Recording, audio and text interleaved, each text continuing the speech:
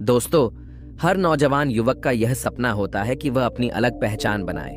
पहचान उसकी योग्यता पर बनी हो, वह कुछ ऐसा कर दिखाए जिस पर उसे गर्व हो। कुछ ऐसा ही सोचना था एक व्यापारी के बेटे का। ये कहानी है जापान के एक व्यापारी की जो उस शहर का सबसे अमीर व्यक्ति था। उसके पास सब कुछ था। उसके पास किसी चीज की कोई कमी नहीं थी, केवल अपने बेटे से परेशान था। एक दिन वह व्यापारी अपने बेटे से कहता है, बेटा, तू मेरे साथ व्यापार में हाथ क्यों नहीं बढ़ाते? तुम्हें व्यापार के तौर तरीके सीख लेने चाहिए, क्योंकि भविष्य में तुम्हें यही तो करना है। यदि तुम व्यापार में हाथ नहीं बढ़ाओगे तो फिर क्या करोगे?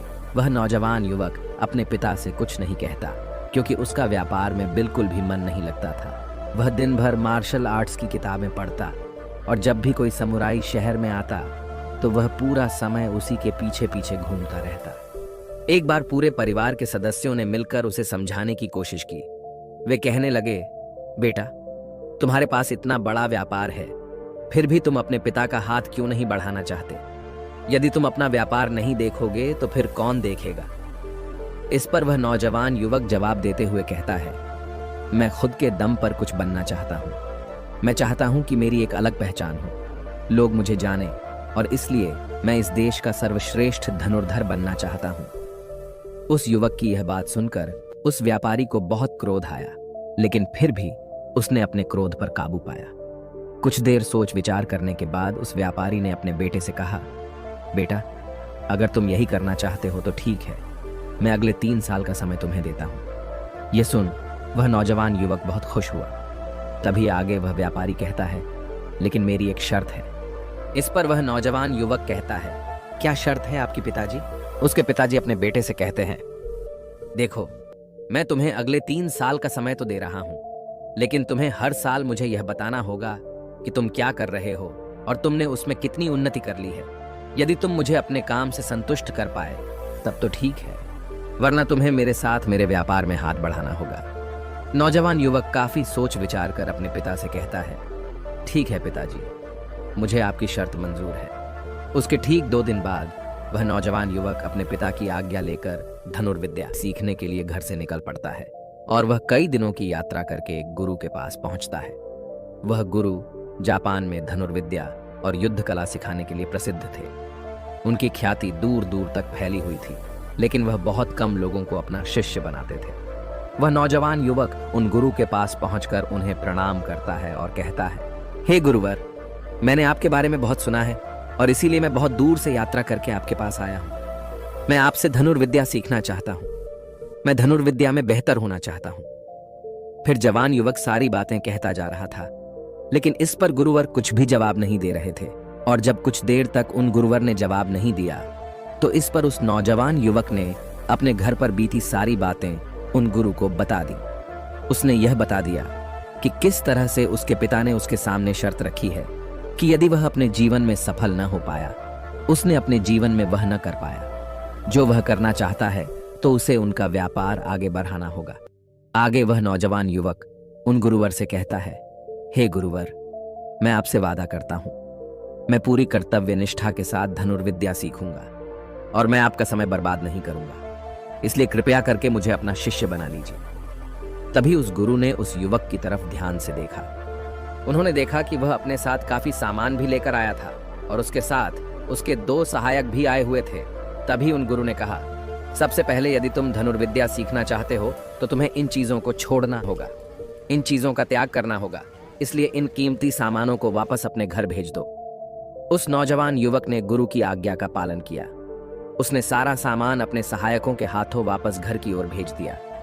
आगे गुरुवर उस नौजवान युवक से कहते हैं, देखो, यदि तुम धनुर्विद्या सीखना चाहते हो तो तुम्हें 2 शर्तें माननी होगी। इस पर वह नौजवान युवक कहता है, गुरुवर, आप जैसा भी कहें, मैं सब करने के लिए तैयार हूं, लेकिन मुझे अपना शिष्य बना लीजिए।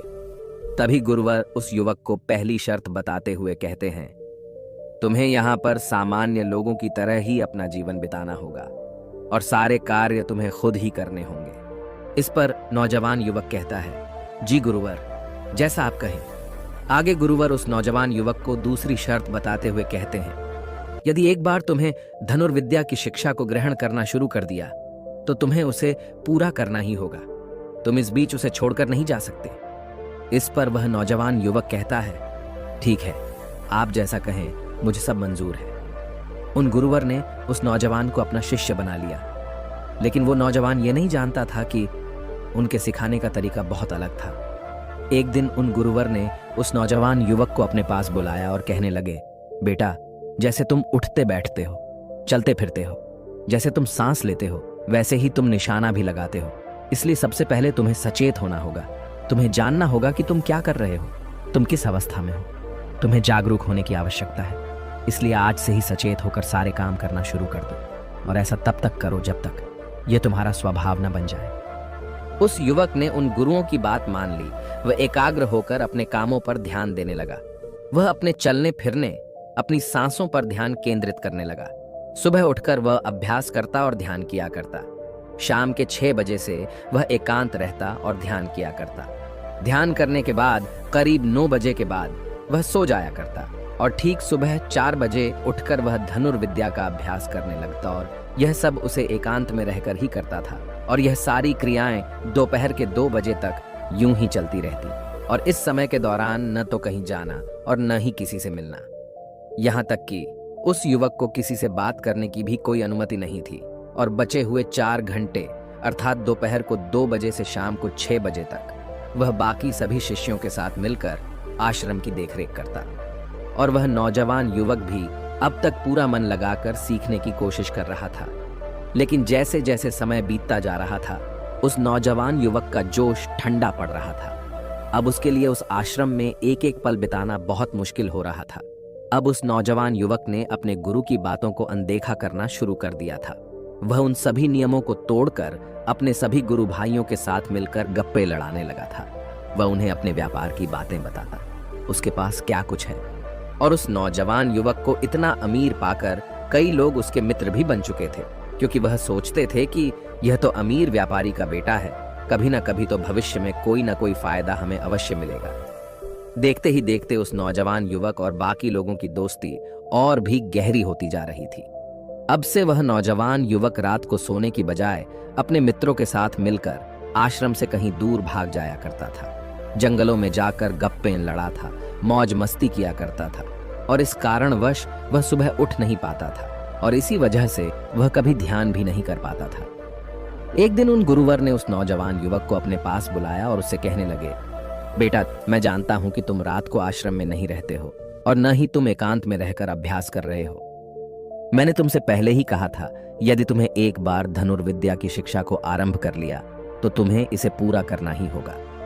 और तो और, तुमने मुझसे वादा किया था कि तुम पूरी कर्तव्य निष्ठा के साथ धनुर्विद्या की शिक्षा को ग्रहण करोगे और मेरा समय बर्बाद नहीं करोगे। और यदि तुम ऐसा ही करते रहे तो 1 साल बाद जब तुम्हारे पिता तुमसे पूछेंगे कि तुमने इस 1 साल में क्या किया, तुमने उसमें कितनी उन्नति की, तो तुम उन्हें क्या जवाब दोगे? उस वक्त उन्हें क्या मुंह दिखाओगे? इस पर वह नौजवान युवक कहता है, हे गुरुवर, आप सत्य कहते हैं। जब मैंने शुरू किया था तो मेरे अंदर उत्साह था, मेरे अंदर धनुर्विद्या सीखने की जिज्ञासा थी। लेकिन तब मैं यह नहीं जानता था कि मुझे अकेले रहकर अभ्यास करना होगा। एकांत रहकर मैं थक चुका हूं और यह मुझे बहुत कठिन लगता है। मेरा एक एक पल जैसे मुझे काटने को दौड़ता है। जब भी मैं ध्यान करने बैठता हूं तो मेरा मन यहाँ वहां भागता रहता है और मैं ध्यान नहीं कर पाता और इसी कारण मेरी चिंता और भी बढ़ जाती है। मुझे समझ नहीं आता कि यदि मैं ध्यान नहीं कर पाऊंगा तो मैं अपने अभ्यास को पूरा कैसे कर पाऊंगा। और साथ ही जब मैं एकांत में रहता हूं तब भी मेरे मन में तरह तरह के विचार चलते रहते हैं। मैं इनसे पीछा छुड़ाना चाहता हूं, लेकिन मैं इनसे पीछा छुड़ा नहीं पाता। इस पर गुरुवर मुस्कुराने लगे और उस युवक से कहते हैं, बेटा, जिस अकेलेपन से तुम भागने का प्रयास कर रहे हो, इस अकेलेपन में बहुत ताकत होती है। इसे तुम्हें समझना चाहिए। किंतु फिर भी यदि तुम इस अभ्यास को बीच में छोड़कर जाना चाहते हो तो मैं तुम्हें नहीं रोकूंगा। तुम जा सकते हो, लेकिन जाने से पहले मेरी बस एक बात मान लो। इस पर नौजवान युवक कहता है, ठीक है, बताइए, आप क्या चाहते हैं? तभी गुरुवर कहते हैं, बेटा, यहां से 1 दिन की दूरी पर एक बहुत ही बड़ा पहाड़ है। तुम्हें वहां पर पूरा दिन बिताना है और सुबह तुम्हें वहां पर एक बाज नजर आएगा। उस बाज की हरकतों पर तुम्हें ध्यान देना है। ध्यान रखना, उसका तुम्हें शिकार नहीं करना। बल्कि उसकी हरकतों पर तुम्हें ध्यान देना है। वह क्या कर रहा है, क्यों कर रहा है, उसे ध्यान से देखना है। उसकी हर एक हरकत को तुम्हें समझना है। और जब तुम अगले दिन वापस लौट कर आओगे तो मैं तुमसे केवल एक सवाल करूंगा। यदि तुमने उस सवाल का सही जवाब मुझे दे दिया तो मैं तुम्हें जाने से बिल्कुल भी नहीं रोकूंगा। उस नौजवान ने काफी कुछ सोच विचार किया और उसके बाद वह गुरु की बात मान जाता है। वह उन्हें प्रणाम करके उस पहाड़ की चोटी की ओर चल पड़ता है। देखते ही देखते वह एक दिन का सफर तय करके उस पहाड़ की चोटी पर पहुंच गया और उसने पूरी रात वहीं पर बिताई और अगली सुबह होने से पहले ही वह उस बांस को ढूंढने लगा। वह जब यहां वहां देख रहा था तभी उसकी नजर उस पहाड़ की चोटी पर पड़ी। उसने देखा कि एक सुनहरा बांस चट्टान की चोटी पर बैठा हुआ है और पहाड़ के नीचे घाटियों की ओर ध्यानपूर्वक देख रहा है। वह नौजवान युवक उस बांस को देखकर झुक गया और छुपकर उसकी सारी हरकतों पर नजर रखने लगा। उस नौजवान युवक ने देखा कि कुछ चरवाहे अपनी भेड़ बकरियों को उस घाटी में चराने के लेकर आए हैं और तभी उस युवक की नजर उस पर पड़ी जो एकदम शांत बैठा हुआ था। लेकिन तभी अचानक उसने उड़ान भरी और नीचे की ओर गोता लगाते हुए वह उन चरवाहों के पास पहुंचा। जब तक चरवाहों की नजर उस बांस पर पड़ती तब तक उसने उन भेड़ बकरियों में से एक बकरी के बच्चे को अपने पंजों में दबोचा और उसे ले उड़ा। जब तक चरवाहे कुछ समझ पाते तब तक शिकार हो चुका था। वह नौजवान युवक यह देखकर बहुत हैरान रह गया। यह समझ चुका था कि आखिर गुरु ने उसे इस चोटी पर क्यों भेजा है। वहां से वापस अपने गुरु के पास लौटा और उसने वहां पर बीती हुई सारी कहानी उन गुरुवर को बता दी। तभी गुरुवर उस युवक से कहते हैं, अच्छा तो तुम मुझे यह बताओ कि तुमने वहां पर क्या सीखा। तभी वह नौजवान युवक कहता है, गुरुवर वह बाज बहुत ही चालाक है। काफी देर तक तो यूं ही वह शांत रहा, लेकिन जैसे ही उसे अपना शिकार नजर आया उसने शिकार तय किया और एक उड़ान भरी और उड़ान के साथ वह अपने शिकार को ले उड़ा। इससे हमें यह समझने को मिलता है कि वह बाज बहुत ही चतुर और बहुत ताकतवर भी है और साथ ही साथ वह बहुत तेज भी है। इस पर गुरुवर हंसते हुए कहते हैं, बेटा उस बात को तुमने आज देखा है, लेकिन यदि उसे तुमने करीब 2 महीने पहले देखा होता तो तुम उस पर यकीन नहीं कर पाते। ऐसे बाज केवल पहाड़ी इलाकों में ही पाए जाते हैं और इन बाजों की उम्र करीबन 80 वर्ष की होती है। लेकिन जब इनकी आधी उम्र अर्थात जब इनकी 40 साल की उम्र पूरी हो जाती है तो यह शिकार नहीं कर पाते। उसे एक महत्वपूर्ण निर्णय लेना पड़ता है, क्योंकि इस अवस्था में उसके शरीर के 3 महत्वपूर्ण अंग बेअसर होने लगते हैं। पहला, पंजे, जो कि लंबे और लचीले हो जाते हैं और शिकार पर पकड़ बनाने में कमजोर होने लगते हैं। दूसरा, चोंच, जो कि आगे की ओर मुड़ जाती है और भोजन निगलने में मुश्किलें होने लगती हैं। तीसरा, पंख, जो भारी हो जाते हैं और सीने से चिपकने कारण पूरे खुल नहीं पाते हैं। ये उसके उड़ान सीमित कर देते हैं। भोजन ढूंढना, भोजन पकड़ना और भोजन खाना, तीनों काम करना मुश्किल हो जाते हैं।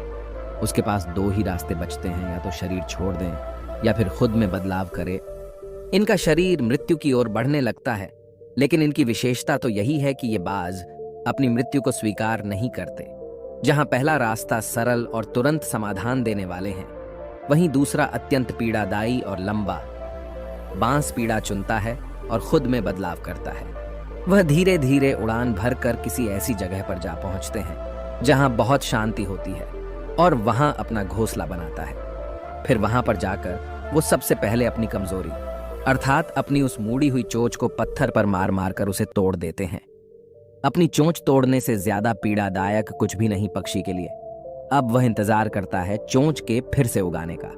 उसके बाद वह अपने पंजे भी उसी प्रकार तोड़ देता है और इंतजार करता है पंजों के दोबारा उगाने का।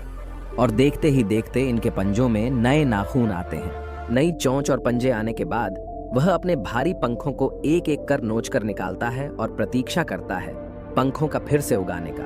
और इस क्रिया में पूरे 3 महीने लगते हैं और 3 महीनों के अंदर इन बाजों का एक नया पुनर्जन्म होता है और तब उसे मिलती है वही भव्य और ऊंची उड़ान, पहले जैसी नहीं। इस पुनर्जन्म के बाद वह 30 साल और जीता है, ऊर्जा, सम्मान और गरिमा के साथ। आगे गुरुवर इस नौजवान युवक से कहते हैं, तुम उस बाज की तारीफ कर रहे हो जो अकेले रहना पसंद करता है, शांत रहना पसंद करता है, जो पूरे 3 महीने एकांत में रहकर तपस्या करता है, अपने आप को शिकार के लायक बनाता है, तब जाकर वह कहीं शिकार करने योग्य बन पाता है। तुमने देखा होगा कि जो भी ताकतवर इंसान है वह हमेशा एकांत ही रहता है, लेकिन जो व्यक्ति कमजोर है जिसके अंदर तरह तरह की कमियां हैं, वह लोगों के बीच छुपने का प्रयास करता है।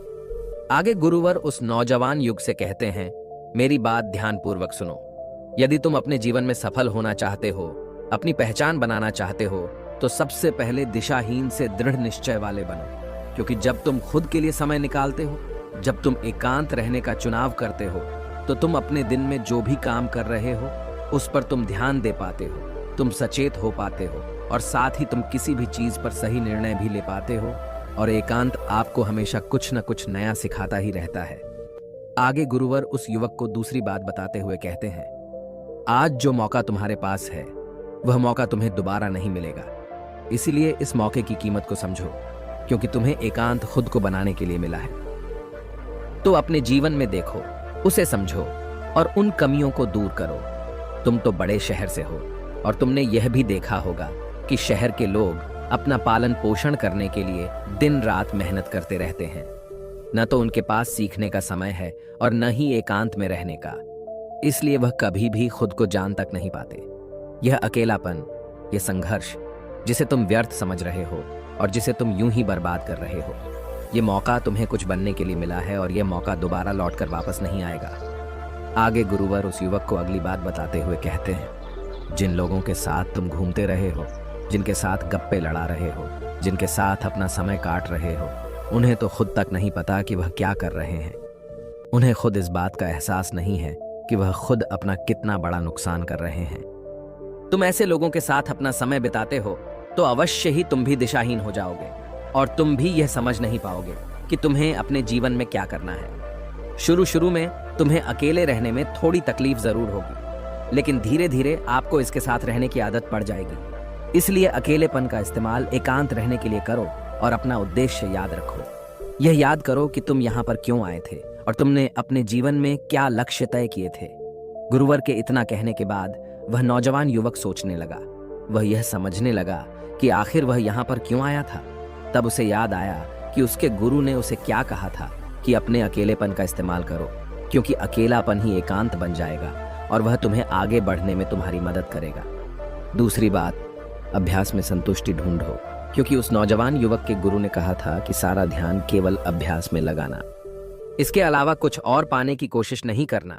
क्योंकि जब हम कहीं और जाने की या कुछ अलग पाने की कोशिश करने में लग जाते हैं, तब हम अपने मन के बनाए हुए जाल में फंसते चले जाते हैं और हमारा संबंध वर्तमान से टूट जाता है। और तब हमें ऐसा लगने लगता है जैसे हम कहीं पर फंसे हुए हैं, हम बहुत दुखी हैं, हम बहुत निराश हैं और कहीं पर पहुंच नहीं पा रहे। और इसी के साथ में उस नौजवान युवक को उन गुरु की तीसरी बात भी याद आती है कि प्रकृति में ध्यान करो। जब भी तुम्हें समय मिले तो किसी एकांत जगह पर या फिर किसी पेड़ के नीचे बैठकर ध्यान करो। केवल अपनी सांसों पर ध्यान दो। विचार खुद शांत होने लगेंगे और जब तुम्हारे विचार शांत होने लगेंगे तब तुम्हें आभास होगा कि तुम प्रकृति के साथ जुड़े हुए हो, तुम इस धरती के साथ जुड़े हुए हो।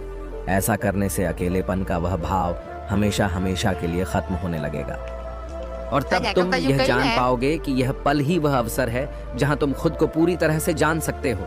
तभी तुम अकेलेपन का फायदा उठा सकोगे और इसी तरह से अकेलेपन को जीता जाता है। इन सभी बातों को ध्यान करके उस नौजवान युवक ने यह निश्चय किया कि वह आश्रम छोड़कर कभी कहीं नहीं जाएगा जब तक कि वह अपने इस लक्ष्य को प्राप्त नहीं कर लेता। यहाँ पर एक सर्वश्रेष्ठ धनुर्धर बनने आया था और वह यहाँ से सर्वश्रेष्ठ धनुर्धर बनकर ही जाएगा। इसके बाद वह अगले ही दिन से अभ्यास में पूरी तरह से लीन हो गया। दोस्तों, यदि आप अपने जीवन में अपनी पहचान बनाना चाहते हैं, अपने जीवन में कोई लक्ष्य प्राप्त करना चाहते हैं, तो कुछ अलग पाने का प्रयास छोड़ दें। क्योंकि जब हम कुछ अलग और कुछ खास पाने का प्रयास करने लग जाते हैं, तब हम यह भूल जाते हैं कि हमारा लक्ष्य क्या है और हम अपने लक्ष्य से दिशाहीन होने लगते हैं। और इसी कारण हम अपने लक्ष्य तक कभी पहुंच नहीं पाते, क्योंकि हमारा मन हमें कुछ अलग पाने के लिए निरंतर प्रेरित करता रहता है। और इसी कारण हम अपने मन के जाल में फंसते चले जाते हैं और हम अपने लक्ष्य पर ध्यान नहीं दे पाते। इसलिए अपने जीवन में यदि आपको कोई लक्ष्य हासिल करना है तो अधिक पाने का प्रयास छोड़कर केवल अपने अभ्यास पर ध्यान केंद्रित करें और देखना कि आप जरूर ही अपने लक्ष्य को प्राप्त कर पाएंगे। दोस्तों, आपने आज के इस वीडियो से क्या सीखा वह मुझे आप कमेंट में बता सकते हैं। इसी के साथ में उम्मीद है कि आपको आज की वीडियो पसंद आई होगी। तो इस वीडियो को उस इंसान को शेयर करें और उसी के ठीक बाद चैनल को सब्सक्राइब करें। तो चलिए फिर मिलते हैं ऐसी एक और नई वीडियो में। तब तक के लिए अपना ख्याल रखें। धन्यवाद और नमो बुद्धाय।